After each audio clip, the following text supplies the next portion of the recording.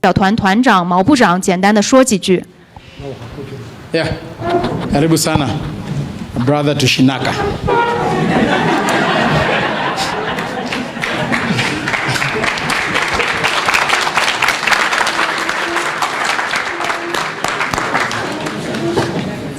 Uh, 感谢毛拉拉总书记，感谢各位朋友、各位同志。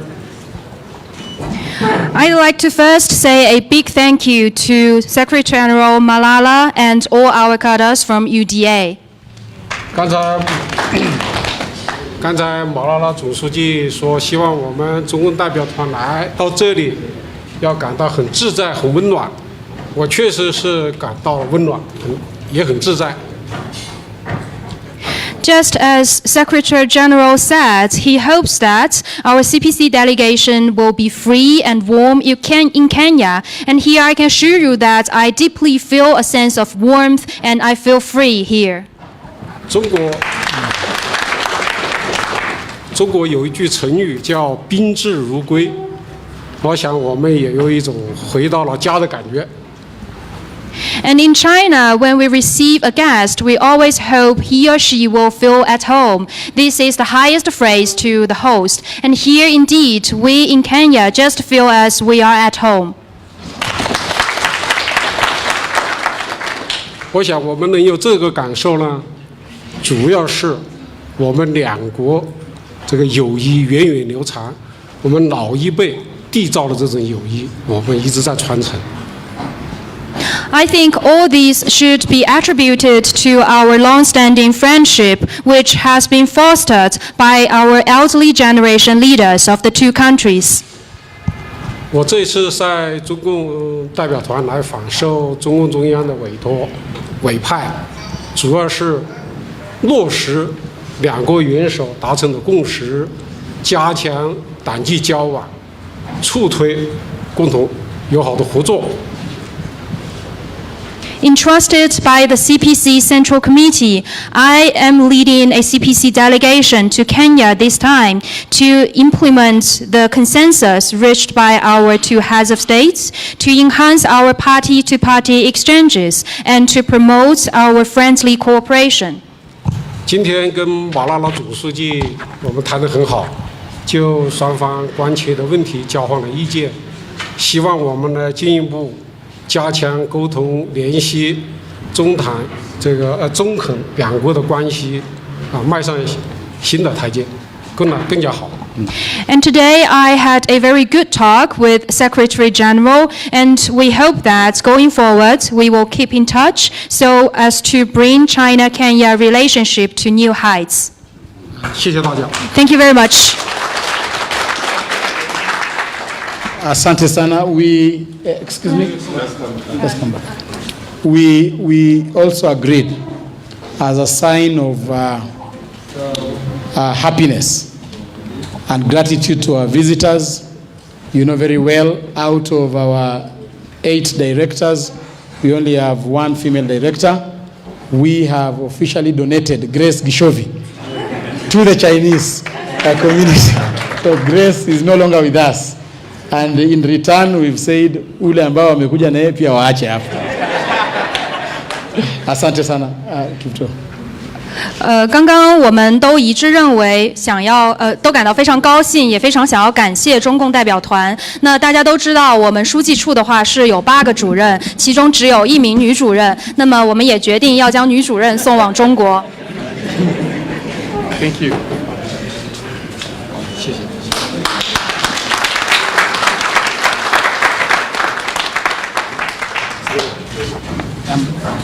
Ambassador.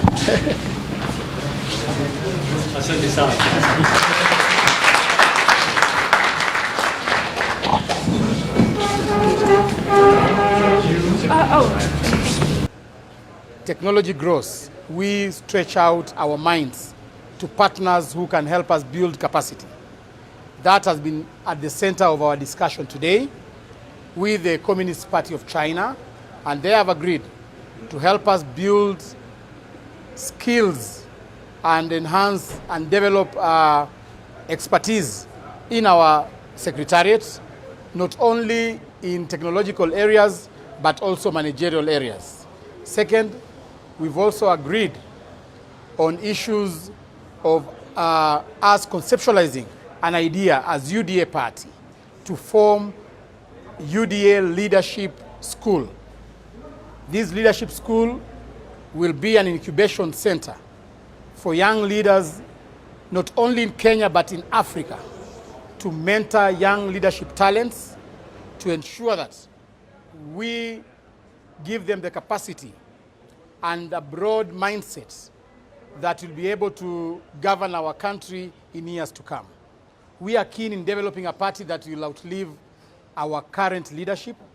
We want one day, just like the CPC, to have a party that celebrates 100 years in existence.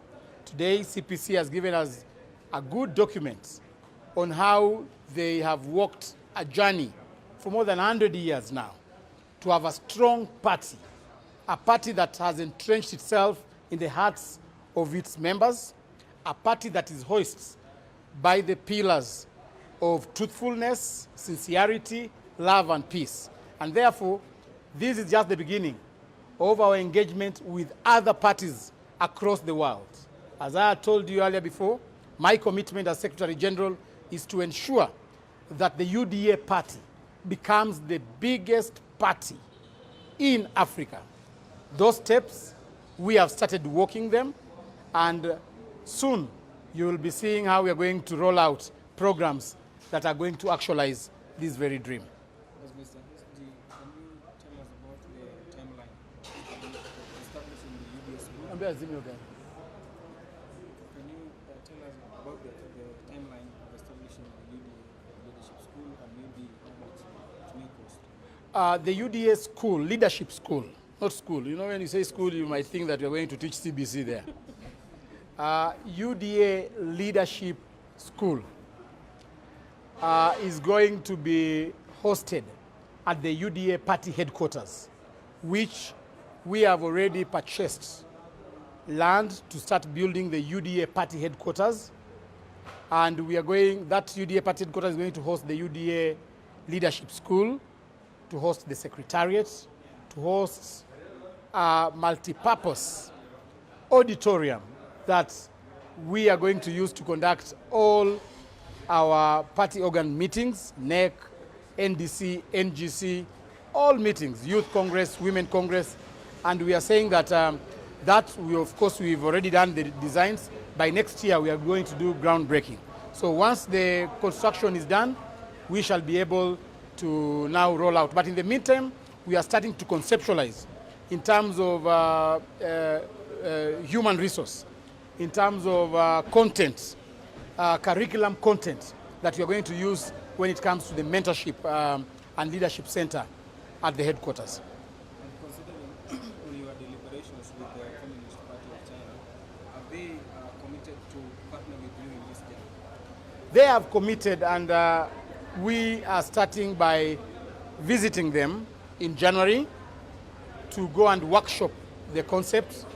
It is an idea that needs a lot of workshopping, needs a lot of feasibility when it comes to conceptualizing the idea. And next year, January, we shall be visiting China, and more specifically the Communist Party of China. They have also brought commitment that they are willing and they are committed to partner with Kenya. Kenya is Kenya is the biggest trading partner with China in East Africa, and therefore they have committed to help Kenya. We all know that we are experiencing hard economic times. They have committed, and through the consensus of the head of China and the head of the Republic of Kenya, who is also our party leader, they have committed to support Kenya come out of this dungeon of economic deficiency that we are experiencing right now as a country.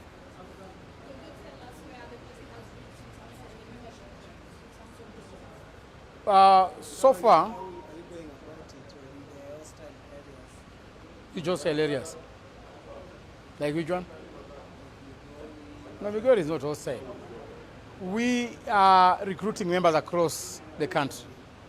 regardless and not really considering the last year's presidential election results. We are going into areas where we did not get votes. That is why we've given a lot of emphasis to Luo Nyanza. We've given a lot of emphasis to Western region. We've given a lot of emphasis to the coastal region and the northeastern region. Because when you go to the central region, Mount Kenya region and Rift Valley, almost everybody is a member of UDA. And therefore we are channeling our efforts towards areas where we want to entrench our parties, areas like Migori. And we are calling upon our political competitors to desist from violence. The other time when we went to Migori, they still harbor some iota of ideas that they can use violence to distract our focus. We want to tell our political competitors that we are very serious, we are very focused. Nothing will deter us from our vision to ensure that we recruit Kenyans to come and help us build this very noble idea in the name of UDA.